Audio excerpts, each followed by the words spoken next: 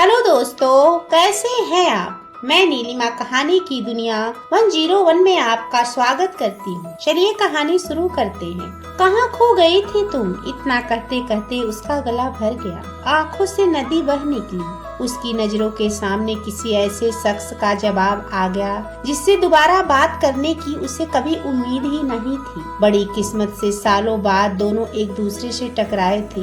दोनों का साथ स्कूल के बाद बिछड़ गया था। दोनों बहुत रोए थे उस वक्त, क्योंकि चाहकर भी दोनों का साथ रहना संभव नहीं था। मैरी के परिवार के सामने ये रिश्ता खुलने के बाद दोनों को अलग होना पड़ा था। उधर मैरी की निगरानी दोगुनी बढ़ा दी गई थी और इधर आरव को आगे की पढ़ाई के लिए हैदराबाद जाना पड़ा। पर इतने साल से अलग दिशा में चलने के बावजूद आरव के दिल से वो कभी नहीं निकली थी। कोई अपना पहला प्यार भूलता है क्या? हर पल हर वक्त अपनी पढ़ाई के उन सालों में वो उसको भुला नहीं पाया था। लोग कहते हैं ना, वक्त धीरे धीरे सारे गम भुला देता है और किसी को खोने का दुख कम होता जाता है। उसका भी हो गया और वो अपने करियर को बनाने में और अपने सपनों को पूरा करने में लग गया। दूसरी तरफ मैरी भी धीरे धीरे से ये मान चुकी थी कि अब उसका प्यार उसे दोबारा कभी नहीं मिलेगा। सो वह भी अपने घर से कॉलेज, फिर घर, फिर कॉलेज की रूटीन में बंध गई। उन दिनों में उसे फोन जैसे संसाधन उपलब्ध थे, पर उनको इस्तेमाल करने की अनुमति उसके घर वालों से उसे नहीं मिली थी।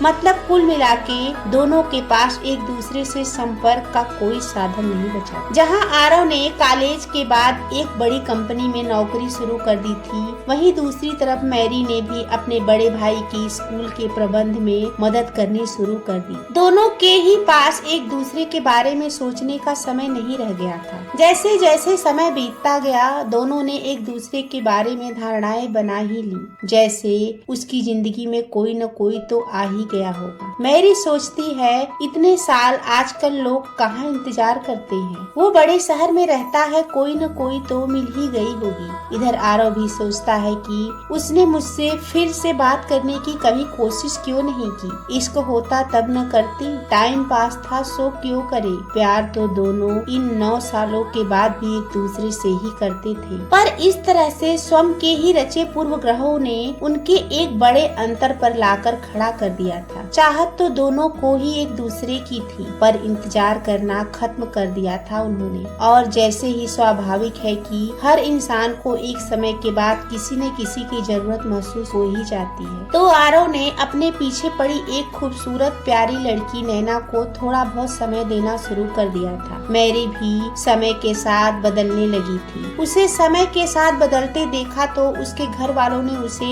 एक ऊन जरूर दे दिया था जब से वो अपने भाई के काम में हाथ बटाने लगी थी। पर अब वो उससे अपने प्यार की दुनिया को दोबारा छेड़ने की हिम्मत नहीं जुटा पाई, क्योंकि मजबूरियां तो आज भी वही थी, जाति, कुल, खानदान।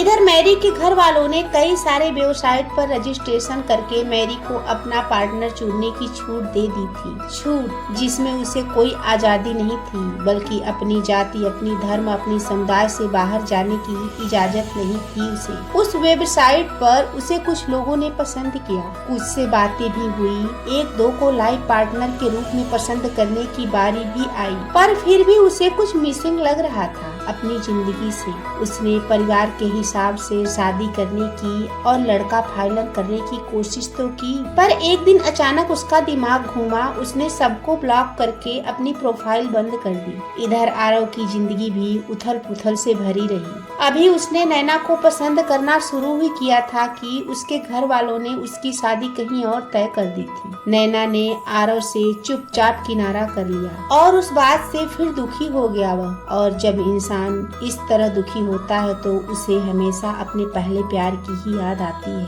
उसी याद में आरव ने अपनी प्रेमिका मैरी को एक खत लिखा, जिसे उसने अपने फेसबुक वॉल से पोस्ट भी कर दिया। उसमें उसने अपने प्यार को याद करते हुए सारी बातें लिखी जो वो उससे कहना चाहता था। उसने ये भी लिखा कि उसे उम्मीद नहीं कि कभी वो उसकी कहानी पढ़ेगी भी या नहीं, पर अगर पढ़े तो ये जान ले कि वो आज भी सिर्फ उसी से प्यार करता है। दूसरी तरफ मैरी ने सोचा कि आरव को फेसबुक पर ढूंढेगी और सिर्फ उसकी प्रोफाइल को देखा करेगी। इंटरनेट इस्तेमाल करना वो भी अब सीख ही चुकी थी। मैट्रिमोनियल के इस्तेमाल से उसने अपना पहला फेसबुक अकाउंट बनाया और उस लड़के को ढूंढना शुरू किया। और ये क्या, ये भगवान की कौन सी लीला थी जिसने उसे उस प्रेम पत्र तक पहुंचा दिया था। वो तो आज तक यही समझती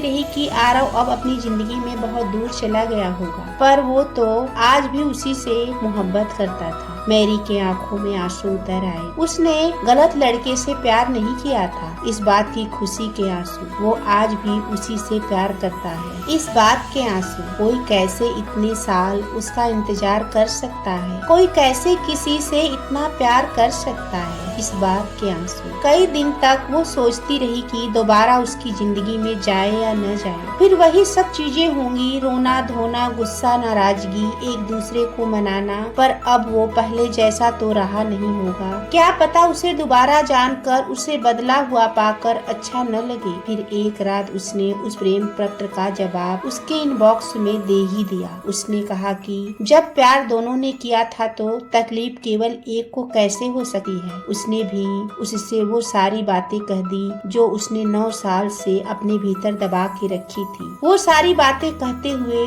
उसे जैसा महसूस हो रहा था, वो एहसास उसे मैट्रिमोनी से उगे हुए लोगों से बात करते कभी महसूस नहीं हुआ था। वो जो सिहरन उसे अपने प्यार को एक जवाब लिखते हुए हो रही थी, वैसे अनुभूति उसके बाद उसे कभी नहीं हुई। खूबसूरत लोगों से बातें तो सब प्यार से ही करते हैं, पर जो प्यार इन बातों में उसे झलकता था वो उसे कभी नहीं मिली। उसके जाने के बाद आरव ने महीने से अपना इनबॉक्स नहीं खोला था, पर उस रात पता नहीं अचानक क्या हुआ कि उसकी नींद खुल गई और उसे सीधे अपने इनबॉक्स को चेक करना ही याद आया। इनबॉक्स खोलते ही उसके लिए तो उसका सारा वक्त जैसे थम सा गया।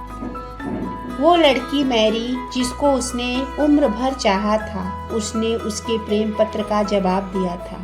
उंगलियां टच पैड पर स्क्रॉल करने में असक्षम हो गई थी, कांप रही थी, दिल दोगुनी रफ्तार से धड़क रहा था। उसके जवाब पढ़ते हुए उसकी आंखों से आंसू फिर छलकने लगे थे, वही आंसू जो उस मैरी की आंखों से निकलकर आरव के गालों को भिगो रहे थे, वही आंसू। और वो सिर्फ कांपती उंगलियों से केवल इतना लिख पाया, कहाँ खो गई थी तुम। दोस्तों, कहानी कैसी लगी? अगर अच्छी लगी तो एक लाइक, कमेंट और चैनल को सब्सक्राइब करें। और हाँ, बेल आइकन को दबाना न भूलें, जिससे सारी नई कहानियाँ आप तक पहुँचती रहे। धन्यवाद।